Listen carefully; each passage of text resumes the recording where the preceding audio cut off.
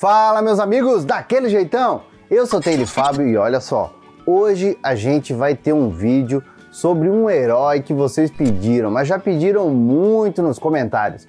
Hoje a gente vai falar sobre um homem que custou vários milhões de dólares e inflacionou demais as aventuras dos seriados dos anos 70. Afinal, Steve Austin, astronauta, um homem semi-morto. Senhores, nós podemos reconstruí-los. Temos a capacidade técnica para fazer o primeiro homem biônico do mundo. Steve Austin será esse homem.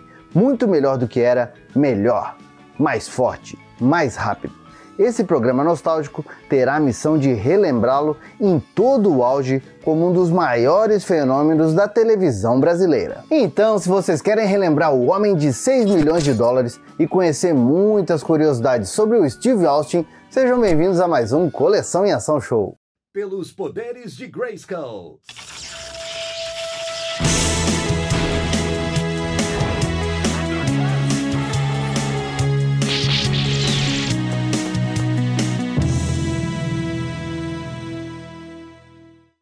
E não tem como negar, O Homem de 6 milhões de dólares foi uma das séries mais queridas, mais assistidas e mais comentadas das décadas passadas. E a história do astronauta Steve Austin foi baseada no livro Cyborg, lançado em 1972 lá nos Estados Unidos e escrito por Martin Caidin. E num tempo em que as palavras nuclear e tecnologia chamavam demais a atenção do público, o livro acabou se tornando um best-seller. E obviamente esse sucesso não demorou para chamar a atenção dos executivos da televisão norte-americana, sempre antenados para trazer alguma novidade que pudesse prender o público ainda mais no sofá. Só que tinha um problema, uma série de televisão se mostrou algo bem arriscado, principalmente porque naquela época, lá nos anos 70, tecnologia não era o forte em termos de efeitos especiais. Aí, cada episódio ia custar uma fortuna para ser feito, e aí os caras da ABC preferiram investir em um episódio piloto, ou melhor dizendo, em um filme para televisão. E com isso em mente, chegou à televisão em 7 de março de 1973,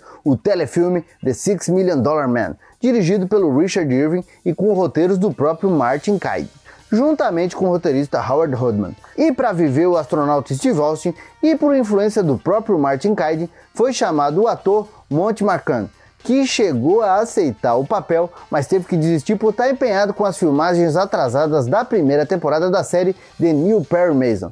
Para o lugar dele, foi chamado o ator Lee Majors, que interpretou o personagem da mesma forma séria que o astronauta era retratado no livro Cyborg. E a história de origem mostrava o piloto de teste civil Steve Austin sofrendo um acidente seríssimo enquanto testava um protótipo da NASA.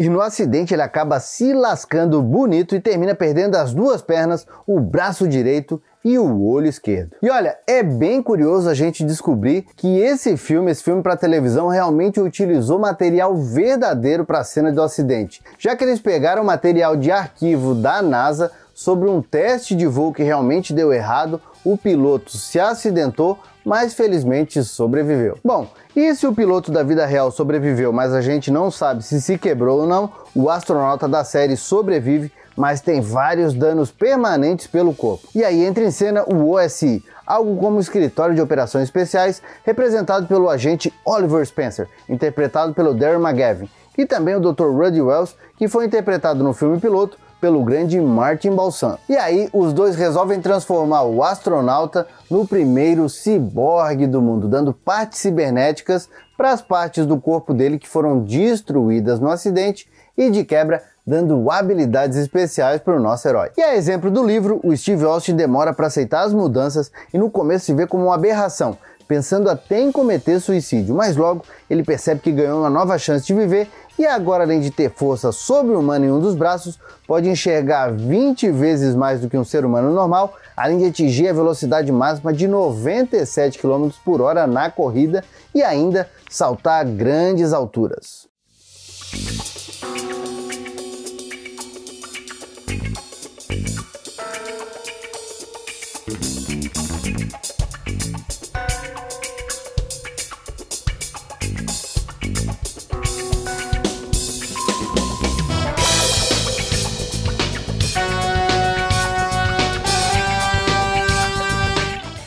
E esse filme, ainda sem os efeitos visuais e sonoros que seriam característicos do Cyborg, mostra a primeira missão dele resgatando um refém na Arábia Saudita, o que no final ele descobre ser uma missão teste para novas habilidades e termina o filme aceitando trabalhar para a agência governamental. E como esse primeiro filme chamou demais a atenção da audiência, a ABC resolveu continuar testando a febre e produziu mais 2 filmes do Cyborg lançados para televisão ainda em 1973. E para isso entrou em cena o lendário produtor e escritor Glenn Larson, que devolveu o status de coronel por Steve Austin, assim como era no livro. E também deu aquele toque de James Bond no personagem e nas aventuras que ele teria.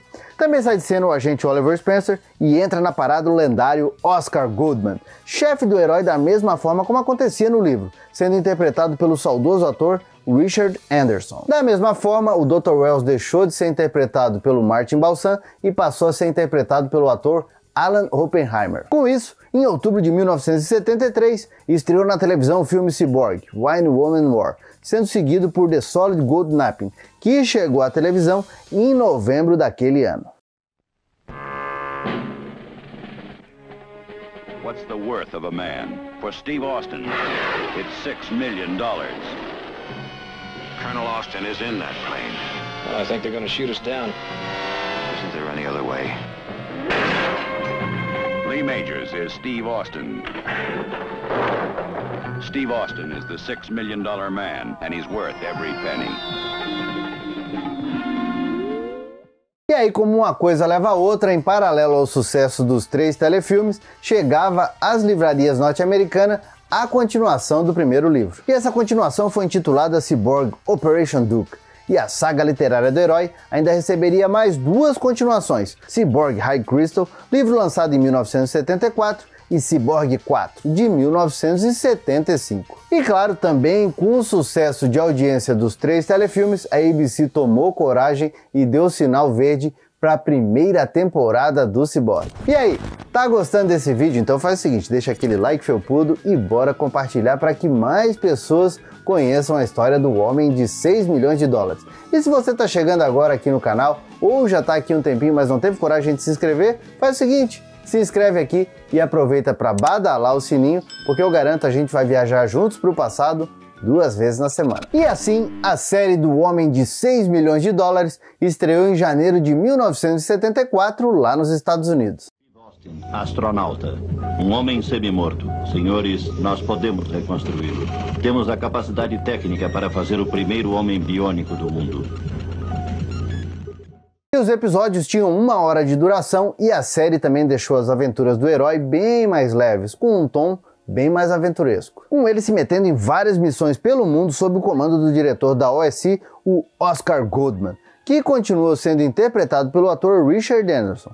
Já o Dr. Wells, vez ou outra, marcava presença na série e até foi interpretado mais algumas vezes pelo Alan Oppenheimer, só que o personagem ainda ganhou uma 3ª interpretação com o ator Martin Brooks. E olha, a série do Homem de 6 milhões de dólares arrebentou, fez muito sucesso, quase sempre com histórias fechadinhas, onde o herói pegava alguma missão para enfrentar o vilão ou às vezes a vilã do dia. E foi na série, logo no primeiro episódio, que algumas características famosas do herói foram introduzidas, como o ponto fraco do Steve Austin para as baixas temperaturas, que acabavam causando mau funcionamento nas partes biônicas, e também, logo nos episódios seguintes, os saltos e as corridas em câmera lenta para dar a sensação de super velocidade. Olha, isso é clássico demais, já vem na cabeça de todo mundo, né? Só ver a cena. Recurso que, diga-se de passagem, era muito inteligente com a grana e a tecnologia da época e foram inspirados em comerciais da NFL da época. Aliás, todo mundo concorda, né? Essas cenas ficavam ainda mais legais com os efeitos sonoros que foram criados especialmente para elas, né? Para as cenas de salto, para as cenas da visão além do alcance e para as cenas de corrida.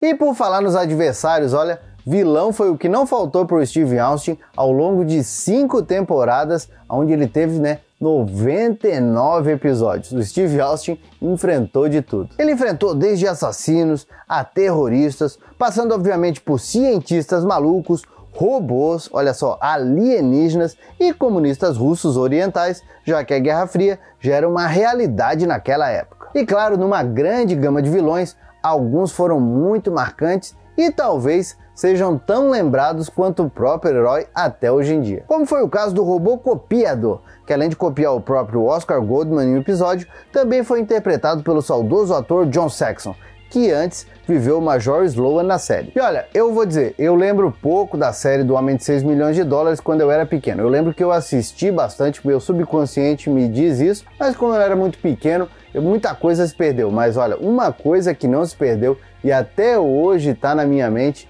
é o socão, né, que o Steve Austin mete no robô copiador e aí o rosto dele sai e aparece aquele buraco cheio de fios, uma coisa bem estranha.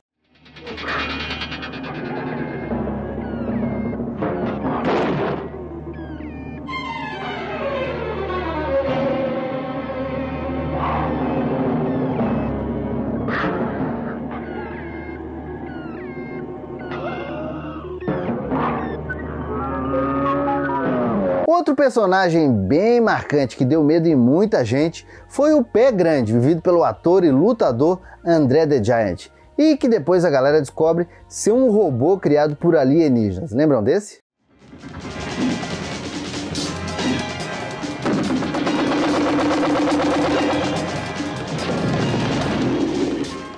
E esse Pé Grande que metia o terror na telinha apareceu em alguns poucos episódios da série, incluindo aí um episódio crossover com a série da Mulher Biônica, mas até hoje é relembrado por todo mundo que acompanhou a série no passado. Aliás, uma coisa é verdade, a série não marcou só pelos personagens não, ficou marcada também pelas várias participações especiais de atores já conhecidos na época e também de muitos atores que viriam a se tornar astros no futuro. Como foi o caso dos atores George Takei, o Eric Estrada, Robert Loggia, William Shatner, George Gaynes, o próprio Monty Marcan, que perdeu a vaga de Steve Austin, mas mesmo assim marcou presença na série como Barney Miller, o homem de 7 milhões de dólares.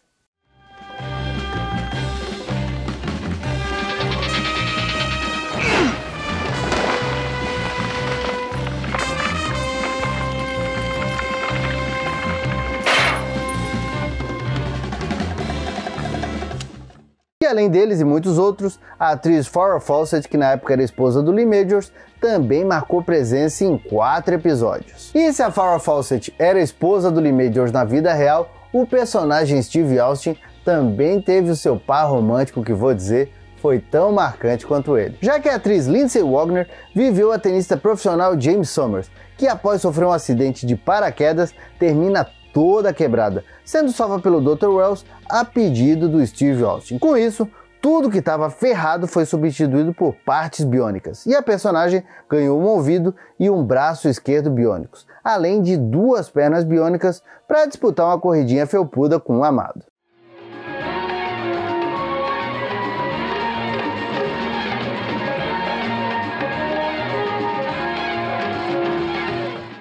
E inicialmente foi programado que a Mulher Biônica apareceria só em 2 episódios da segunda temporada, e de fato ela até é dada como morta no final do 2º episódio. Porém, entretanto, todavia, a personagem fez bastante sucesso com o público e acabou retornando no início da 3ª temporada e volta e meia aparecia para dar uma força pro Steve Austin, até que acabou ganhando a própria série em 1976, tendo inclusive alguns crossovers bem legais com o herói biônico. E olha, eu acho que a história da Mulher Biônica é tão legal que rende um vídeo só pra ela. Então vamos fazer o seguinte, se vocês encherem esse vídeo aqui de views, de likes e comentarem que realmente querem assistir um vídeo da Mulher Biônica, eu vou ter o maior prazer em fazer, beleza? Bom, a série é do Homem de 6 milhões de dólares. Eu já falei para vocês que também teve um homem de 7 milhões de dólares, além da Mulher Biônica. Mas sabiam que também teve um menino biônico?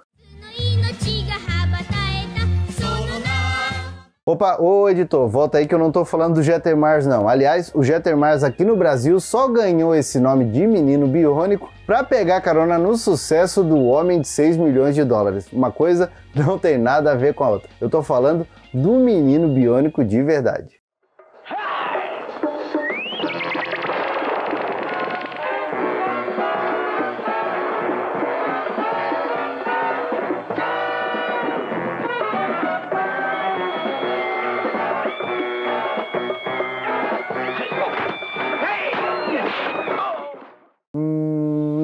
Não, eu também não estou falando desse filme filipino de 1977, que inclusive passou aqui no Brasil, também, olha só, com o nome Menino Biônico. Eu estou falando do Menino Biônico verdadeiro que a série teve, já que ele apareceu em um episódio especial de 2 horas durante a 4ª temporada, que mostrou a história do jovem mancebo Andy Sheffield, vivido pelo ator Vincent Van Patten, que depois de sofrer um acidente junto com o pai, onde só o Andy saiu vivo, acabou sendo paralisado da cintura para baixo. E aí ele acaba ganhando pernas e implantes biônicos para voltar a andar e correr como uma lebre, obviamente para ajudar o homem biônico numa missão especial. E sim, a ideia inicial desse episódio especial era promover o Menino Biônico para que a família biônica tivesse mais uma série, só que não agradou muito e ficou por isso mesmo. Mas acha que os caras desistiram de aumentar a família biônica? Claro que não. Logo surgiu a ideia de um cachorro biônico. Mas daí o Lee Majors, astro da série, achou que a coisa toda já estava passando do limite e bateu o pé firme contra a ideia. Então a gente não teve um ser humaninho biônico? Ah, tivemos sim. Só que a estreia dele foi na série da Mulher Biônica, então sobre esse doguinho a gente fala mais numa próxima oportunidade. Bom, e com tudo isso e muito mais, o nosso homem biônico, o nosso homem de 6 milhões de dólares, encerrou as suas aventuras em março de 1978. Mas seria esse o fim do herói? Nem de longe. Já que 9 anos depois, em 1987, tanto o ciborgue Steve Austin quanto a Mulher Biônica retornaram no telefilme A Volta do Homem de 6 milhões de dólares e da Mulher Biônica, para enfrentar um vilão vivido pelo ator Martin Landau. O que aconteceu? Uma bala disparada de um rifle superpotente. Ele estava trancado numa cela. Eu não tinha o direito de pedir para você entrar lá. Pode ter sido o serviço da Fortaleza. Steve, você podia ter resolvido aquilo. Você nunca desiste, não é, Oscar? Eu não consigo. E com esse nome mais longo que título de episódio dos Cavaleiros do Zodíaco, esse filme ainda contou com a volta do Richard Anderson como Oscar Goldman e do Martin Brooks como o Dr. Wells. E claro, adaptou o casal biônico para os gostos da geração dos anos 80, inclusive apresentando um novo ciborgue. E o que deve ter causado muito espanto na época, principalmente para os fãs antigos, é que esse novo homem biônico era ninguém menos que o filho nunca antes citado do herói da série clássica, chamado Michael Austin, vivido pelo ator Tom Shelley. Por que deixou que fizessem isso? O que você queria? O seu filho é sua própria imagem? Michael, eu só queria... Eu ouvi eles conversando na sala ao lado. As enfermeiras da OSI. Que excitante. É um avanço. Bom, e a ideia de inventar um filho por Steve Austin partiu dos executivos da NBC, que queriam, porque queriam, uma nova série, né? Uma nova série do Cyborg com ligações com a série antiga. Então, nada melhor do que achar um filho por Steve Austin. Só que a galera das antigas, apesar de ter gostado muito do filme, ter gostado bastante, não gostou nem um pouco desse novo Cyborg, principalmente porque parecia que o Steve Austin era um pai relapso. E aí o projeto de um novo Cyborg foi abandonado. Depois disso, em 1989, a NBC lançou o filme Bionic Showdown, conhecido aqui no Brasil como O Desafio Final, contando obviamente com o retorno do Steve Austin e da James Sommers, além do sempre presente Oscar Goldman, e curiosamente o filme apresentou, olha só, uma nova mulher biônica, que foi o foco principal do filme.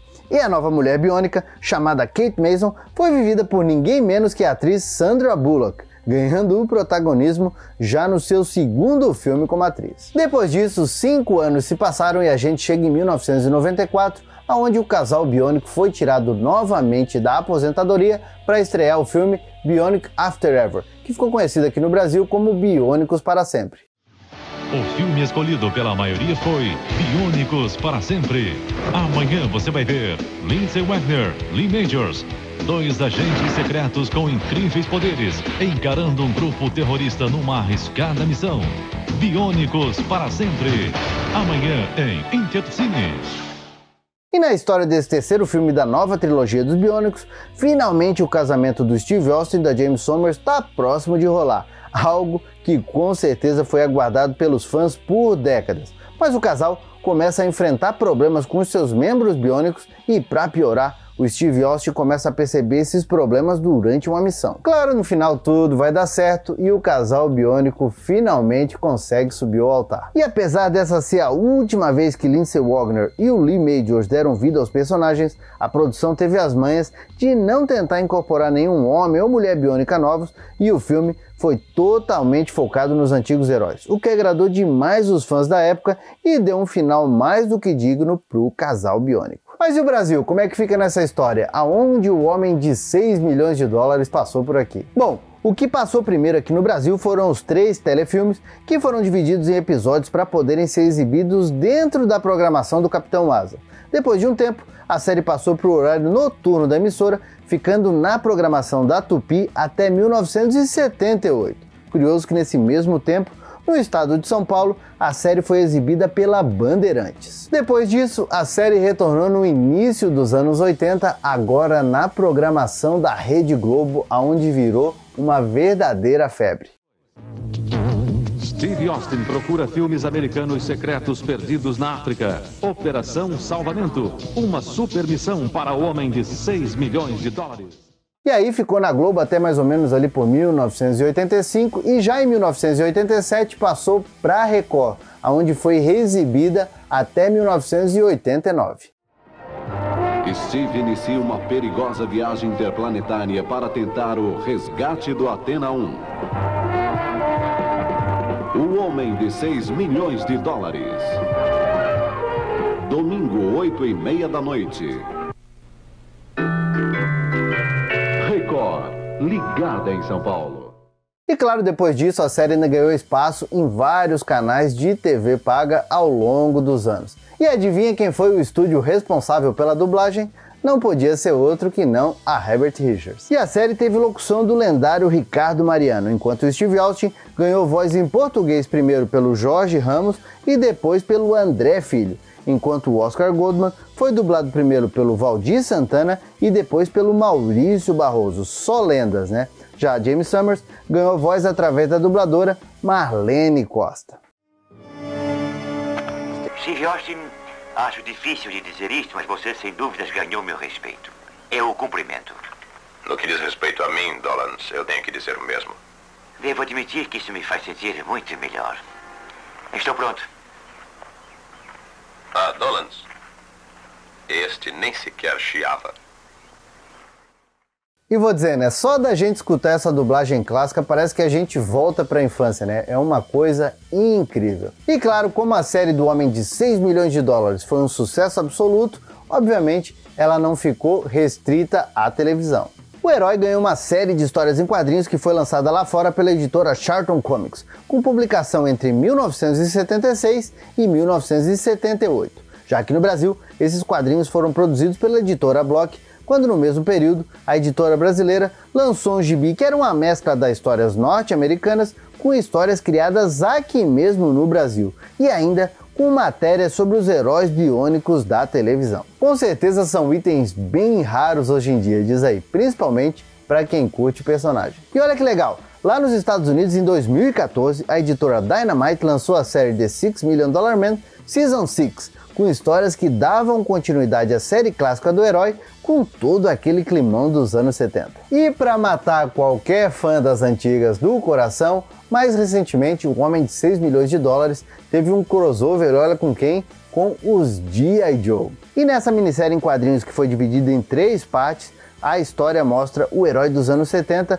tendo as partes biônicas hackeadas pelos cobras e mesmo contra a vontade, acaba batendo de frente com os comandos. Claro, depois de muita pancadaria franca, os heróis se juntam para descer o sarrafo nos cobras. Uma pena que esses quadrinhos recentes do Cyborg sejam inéditos no Brasil, já que ali a gente vê até a participação do Atomic Man. Poxa, bem que a Panini ou outra editora qualquer podia se interessar em trazer isso para o Brasil, diz aí. Já quando o assunto são os brinquedos, o Homem de 6 milhões de dólares quase passou batido aqui no Brasil, ganhando um jogo de mesa lá nos anos 70. Porém, entretanto, todavia, as crianças da terra do Tio Sam tiveram bem mais sorte, já que o herói ganhou uma linha de brinquedos lançada pela Kenner nos anos 70 e que foi grande o suficiente para bater de frente com os G.I. Joes da época.